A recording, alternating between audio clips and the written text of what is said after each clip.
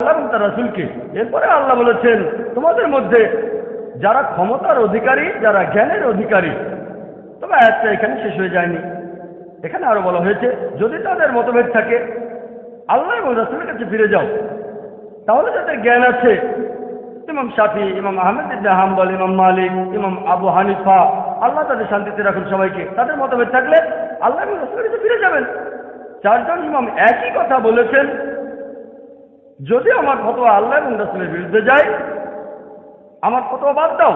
আল্লাহ একই কথা বলেছেন, আল্লাহ এবং রাসূলকে মানো, এবং যারা ক্ষমতার অধিকারী, যারা জ্ঞানের অধিকারী, তাদের মতভেদ থাকলে আল্লাহ এবং রাসূলের কাছে ফিরে যাও।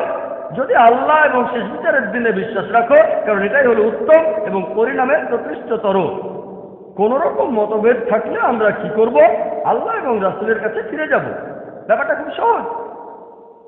তবে কিছু মুসলিম আছে যারা আমাকে প্রশ্ন করতে পারে, ভাই জাকির, ভালো, যেসব লোকের কোরআন এবং হাদিসের যথেষ্ট জ্ঞান আছে, তাদের জন্য এটা সহজ যে কোনটা ভুল আর কোনটা ঠিক, কোনটা সহিহ হাদিস আর কোনটা জয়ীফ হাদিস। এখন আমরা কিভাবে সাধারণ মুসলিম হিসেবে, কমন মুসলিমরা বুঝতে পারবো যে কোনটা ঠিক আর কোনটা ভুল? প্রশ্নটা খুবই সুন্দর।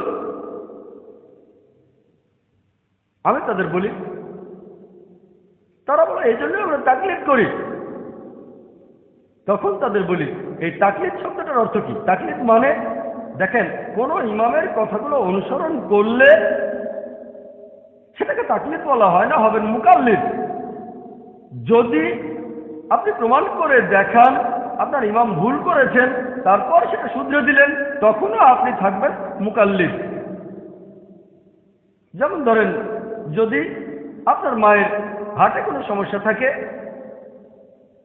ঠিক হার্টে সমস্যা আছে, তাহলে ডাক্তার লাগবে। এখন কার কাছে যাবেন? ডাক্তার কাছে তো যাবেন না, যাবেন একজন হার্ট স্পেশালিস্টের কাছে। আপনি ভেবে দেখবেন এমবিবিএস, না না না না, এমডি, হ্যাঁ এমডি। এমডি কিসের উপরে? ব্রেনের উপর? না না না না, হার্ট। ঠিক আছে, তাহলে ডাক্তারের কাছে যাওয়ার আগে রিসার্চ করবেন। আপনি সেই ডাক্তারের ডিগ্রিটা দেখবেন, এমবিবিএস, না না না, এমডি, হ্যাঁ কিসের উপরে এমডি? গাইনোকোলজি, না না না, কিডনি, না না না, ব্রেন, না না না, কার্ডিওলজি, হ্যাঁ ঠিক আছে, ডিএম, আরো উপরে এমডি অফ মেডিসিন, তার চেয়ে বড় ডাক্তার হচ্ছে ডিএম। আগে রিসার্চ করে তারপরে ডাক্তারের কাছে যান। যে কোনো ডাক্তারকে তো দেখাবেন না। যদি রাস্তায় কেউ বলে আপনার মায়ের হাতের সমস্যা, একটা কাজ করেন, আপনি কি সেটা করবেন? তার কথা শুনবেন না, আপনি রিসার্চ করবেন। একইভাবে তৃতীয় ক্যাটাগরি, আল্লাহ এবং তার রাসূলকে মানো। তৃতীয় ক্যাটাগরি হলো তোমাদের মধ্যে যাদের জ্ঞান আছে অথবা যারা হলো ক্ষমতার অধিকারী, আপনি রিসার্চ করবেন। একজন বিশেষজ্ঞ কোনো মত দিলে সেটা ঠিক হতে পারে, ভুলও হতে পারে, আপনি সব চেক করতে পারবেন না। ধরেন 10 জন বিশেষজ্ঞের মত শুনলেন, আপনি বললেন যে প্রথম বিশেষজ্ঞ প্রায় 30-40টা রেফারেন্স দিয়েছেন, আমি 20টা চেক করে দেখেছি, 20টায় কোরআন এবং সহিহ হাদিসে, তাহলে 21 নম্বরটা চেক করতে হবে না। এরপর তৃতীয় বিশেষজ্ঞকে দেখলেন, তারটা হলো মিক্সচার, কিছু আছে সহিহ হাদিস আর কিছু জয়ীফ হাদিস। তৃতীয় বিশেষজ্ঞ, তার বলা বেশিরভাগ কথাই হচ্ছে ভিত্তিহীন, সেখানে কোনো সহিহ হাদিস নেই। বুখারী, সহিহ বুখারী খোলেন, 7000-এরও বেশি হাদিস আছে, একটা সাথেও মিলে না। তাহলে অনেক বিশেষজ্ঞ আছেন, আপনি চেক করে দেখবেন। এখন আপনি চেক করে তারপর বুঝতে পারলেন যে হ্যাঁ প্রথম বিশেষজ্ঞ, হ্যাঁ কথা বলার সময় তিনি রেফারেন্স দেন, সব রেফারেন্সগুলো চেক করি কোরআন হাদিস দিয়ে। তারপর কি হবে? তাদের কোনো প্রশ্ন করলেন, 3 জন বিশেষজ্ঞ মতামত দিলেন, আপনি অটোমেটিক্যালি মানবেন প্রথম জনের কথা, কারণ এর আগে তার 20টা রেফারেন্স চেক করেছেন, সবগুলোই ঠিক ছিল। তাহলে ইনশাআল্লাহ 21 নম্বর রেফারেন্সটাও ঠিক হবে। প্রত্যেক মুসলিম বিশেষজ্ঞের বলা সব কিছু চেক করতে পারবেন না। আপনি এখানে আগে রিসার্চ করে নেবেন। প্রথম যে বিশেষজ্ঞ, হ্যাঁ তিনি কোরআন হাদিস নিয়ে কথা বলেন, ধরেন মোট 4 জন বিশেষজ্ঞ, ইনি হলেন প্রথম বিশেষজ্ঞ। এরপর দ্বিতীয় বিশেষজ্ঞ যা বলেছেন তার কিছু সঠিক কিছু বেঠিক। এরপর তৃতীয় যে বিশেষজ্ঞ, বেশিরভাগই ভুল। তাহলে আপনি রিসার্চ করে বোঝার চেষ্টা করবেন যে কেমন বিশেষজ্ঞ। তারপর যদি রিসার্চ না করে প্রথম বিশেষজ্ঞকে মেনে চলেন, কোনো সমস্যা নেই। তবে ধরেন আপনি প্রথম বিশেষজ্ঞের কথা মানেন, তার উপরে রিসার্চ করেছেন, আরেকজন বিশেষজ্ঞ বললেন প্রথমজন যা বলেছেন সেটা ভুল, আমি প্রমাণ করে দেখাতে পারি কোরআন এবং হাদিস দিয়ে, প্রমাণটা চেক করেন। যদি প্রমাণ ভুল হয় তাকে বাতিল করেন, প্রথম জনকেই মেনে চলেন। কিন্তু সেই প্রমাণটা সেই বিশেষজ্ঞ যেটা দেখিয়েছেন যে কোরআন আর হাদিসের কথা প্রথম বিশেষজ্ঞের কথার বিরুদ্ধে যাচ্ছে, তাহলে প্রথম বিশেষজ্ঞের কথা বাতিল করে দেন। এখানে আরেকটা উদাহরণ দেই। যেমন ধরেন আমি যখন কিছু শুনি, আমি যেটা বলি লেকচারের আগে আমি রিসার্চ করি, কিন্তু আমার মাথার ভেতরে আরো অনেক তথ্য আছে, অনেক ইনফরমেশন আছে যেগুলো চেক করা হয়নি। তারপরেও ক্যাটাগরি করি। যেমন ধরেন, যদি আমি শেখ নাসিরুদ্দিন আলবানীর কোনো মতামত শুনি, মাশাআল্লাহ তিনি কিছুদিন আগে মারা গেছেন, আমার মতে তিনি বর্তমান সময়ের অন্যতম সেরা মুহাদ্দিস ছিলেন। তাই তিনি যা বলেছেন আমি সেগুলো অনুসরণ করি, কারণ আমি চেক করে দেখেছি তিনি মাশাআল্লাহ কোরআন হাদিস অনুযায়ী কথা বলতেন। কিন্তু কেউ যদি ফতোয়া দেন নাসিরুদ্দিন আলবানীর বিরুদ্ধে, যদি সেটা কোরআন হাদিস অনুযায়ী হয়, নাসিরুদ্দিন আলবানীর ফতোয়াটাকে আমি বাতিল করে দেব, করতে পারি। তবে আমি জানি যে প্রত্যেক মানুষই ভুল করতে পারে। ইমাম শাফি ভুল করেছেন, ইমাম আবু হানিফা ভুল করেছেন, ইমাম আহমদ ইবনে হাম্বল, ইমাম মালিকও ভুল করেছেন। তাহলে নাসিরুদ্দিন আলবানী ভুল করতে পারেন, করতে পারেন। তবে সেই বিশেষজ্ঞদের একজন যারা কোরআন হাদিস অনুযায়ী কথা বলেন, তাহলে যদি কেউ ফতোয়া দেন এখানকার স্থানীয় লোক আর নাসিরুদ্দিন আলবানী, আমি আলবানীর কথাটাই মানবো যদি হাতে সময় থাকে। তবে লেকচারে কিছু বললে সেটা আমি চেক করি, লেকচারটা চেক করে নিই, কারণ সেটা দায়িত্ব আমার। তবে যদি আমি কোনো মতামত দিতে চাই, আমার পক্ষে সব হাদিস চেক করা সম্ভব না, কঠিন, সাধারণ মানুষের পক্ষে কঠিন। তাই দেখতে হবে কোন বিশেষজ্ঞের কথা শুনছেন, অথবা কোন বইটা পড়ছেন, কার লেখা বই পড়ছেন, কার লেকচারের কাছে আপনি শুনছেন। এভাবে ক্যাটাগরি করেন। ভালো বিশেষজ্ঞ, এই বিশেষজ্ঞের 20% কথা ভুল, এই বিশেষজ্ঞের 50%, এই বিশেষজ্ঞের 90% ভুল। তারপর যদি হাতে সময় না থাকে আর প্রথম বিশেষজ্ঞের উপরে আপনার ভরসা থাকে, সব কিছু চেক করতে আর হবে না। যদি হাতে সময় থাকে তো চেক করেন, ভালো, আলহামদুলিল্লাহ, মাশাআল্লাহ। যদি সময় থাকে চেক করতে পারেন, তবে এটা তাকলিদ না। যদি কেউ প্রমাণ দেখায় যে আপনি যাকে মেনে চলেন তার কথা ভুল, তারপরও তাকে অন্ধভাবে অনুসরণ করেন, সেটা তাকলিদ। আমরা তাকলিদ করবো শুধু আল্লাহ ও রাসূলের উদ্দেশ্যে, ব্যাস, আতিউল্লাহ আতিউর রাসূল, ব্যাস, আর কেউ না। সহজ সহজ নিয়ম। এখন কেউ হয়তো আমাকে বলতে পারে, ভাই জাকির আপনি বলছেন দল তৈরি করবেন না আপনি, কিন্তু নবীজি তো বলে গেছেন ৭৩টা আলাদা দল তৈরি হবে। আমি বলবো হ্যাঁ, নবীজি বলেছেন এমনটা হবে, বলেননি এটা করা উচিত। আল্লাহ আমাদের নিষেধ করেছেন, তবে নবীজি জানতেন। যদিও আল্লাহ বলেছেন দলে বিভক্ত হয়েও না, তারপরে মুসলিমরা বিভক্ত হবে, নবীজি এটা জানতেন। তিনি বলেননি যে বানানো উচিত। আর আপনারা যদি সহিহ হাদিস পড়েন, আবু দাউদ 4579 এবং 4580 নম্বর হাদিস বলা হয়েছে যে নবী মুহাম্মদ সাল্লাল্লাহু আলাইহি ওয়াসাল্লাম বলেছেন যে ইহুদিরা 71 বা 72টা দলে বিভক্ত, খ্রিস্টানরা 70 বা 71টা দলে বিভক্ত, আর মুসলিমরা 73টা দলে বিভক্ত হবে।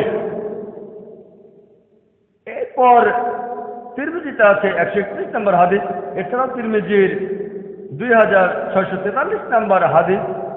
আমাদের নবীজি বলেছেন যে বনী ইসরাঈল, ইহুদি এবং খ্রিস্টানরা মোট 72টা দলে বিভক্ত হয়েছে, তবে আমার উম্মাহ তারা 73টা দলে বিভক্ত হবে। একটা দল বাদে অন্য সবাই দোজখে যাবে। সাহাবীগণ প্রশ্ন করলেন, সেই দলে কারা? নবীজি বললেন, যারা আমাকে এবং আমার সহচরদের অনুসরণ করবে। নবীজি বলেছেন 73টা দল তৈরি হবে, সবাই দোজখে যাবে, একটা দল বাদে, যারা নবীজি এবং সাহাবীগণকে অনুসরণ করবে। আরেকটা হাদিস আছে সহিহ বুখারীতে 3 নম্বর খণ্ড 2652 নম্বর হাদিস। নবীজি বলেছেন সবচেয়ে সেরা মানুষ হলো যারা আমার সময়টাতে ছিল, তার মানে সাহাবীগণ। এরপরে পরবর্তী প্রজন্ম, আর তারপরে তার পরের প্রজন্ম। নবীজি বলেছেন সবচেয়ে সেরা হলো তারা যারা আমার প্রজন্মে ছিল, সাহাবীগণ, তারপরে পরবর্তী প্রজন্ম অর্থাৎ তাবেঈন, এরপরে তারপরের প্রজন্ম, তবে তাবেঈন, শেষ। তাহলে আমরা যদি কিছু গ্রহণ করি সেটা নেব আমাদের নবীজির প্রজন্ম থেকে, মানে সাহাবীগণ, পরবর্তী প্রজন্ম তাবেঈন, এরপরে তাবে তাবেঈন, শেষ। এই 3 প্রজন্ম, এনাদেরকে বলা হয় সালাফিস সালেহিন, অর্থাৎ ন্যায়নিষ্ঠ পূর্বপুরুষ অথবা ন্যায়নিষ্ঠ পূর্ববর্তীগণ। সালাফ মানে পূর্বপুরুষ, পূর্ববর্তী। তাহলে শরিয়ার মধ্যে, ইসলামিক শরিয়ায় সবচেয়ে গুরুত্বপূর্ণ ক্যাটাগরি মোট 4টা। এর মধ্যে সবচেয়ে গুরুত্বপূর্ণ পবিত্র কোরআন, আল্লাহ তাআলার কালাম। যদি কোনো কিছু খোঁজেন আর কোরআনে না পান, তাহলে পরের উৎসে চলে যাবেন। সেটা হচ্ছে হাদিস, সহিহ হাদিস, আমাদের নবীজির হাদিস। হাদিসগুলোর মধ্যে নবীজি যে নির্দেশগুলো দিয়েছেন সেগুলোর গুরুত্ব তার কাজের চেয়ে বেশি।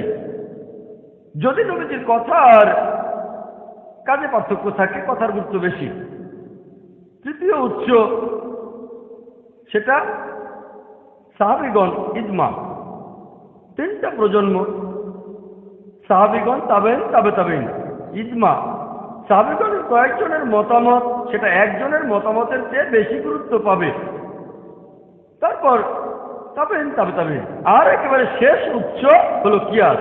যদি প্রথম 3টা উৎস থেকে কিছু না পান, কোরআনে পেলেন না, হাদিসে পেলেন না, তারপরে 3টা প্রজন্মের জীবন কাহিনীতেও কিছু পেলেন না, তখন ব্যবহার করবেন কিয়াস, সাদৃশ্য দেখে অনুমান করা। إن في خلق السماوات والأرض واختلاف الليل والنهار والفلك التي تجري في البحر بما ينفع الناس وما أنزل الله من السماء من ماء فأحيا به الأرض بعد موتها وبث فيها من كل دابة وتصريف الرياح والسحاب المسخر بين السماء والأرض لآيات لقوم يعقلون। আপনি কি কম্পিউটার কেনার কথা ভাবছেন? আজই যোগাযোগ করুন মাল্টিমিডিয়া পিসিতে। 2 বছরের সার্ভিস সেবা নিশ্চিত সহকারে কম খরচে ও অভিজ্ঞ ইঞ্জিনিয়ার দ্বারা কম্পিউটার, মনিটর ও প্রিন্টার সার্ভিসিং করা হয়। সুস্থ বিনোদনের লক্ষ্যে মাল্টিমিডিয়া পিসির আরও আয়োজন।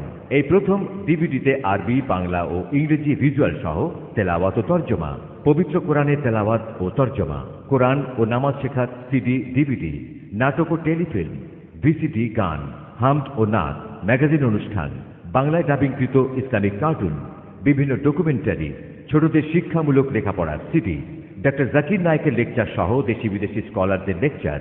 এছাড়াও 2000-এরও অধিক সংগ্রহ থেকে আপনার পছন্দের সিডি ও ডিভিডিটি বেছে নিন। সারা দেশে পাওয়া যাচ্ছে।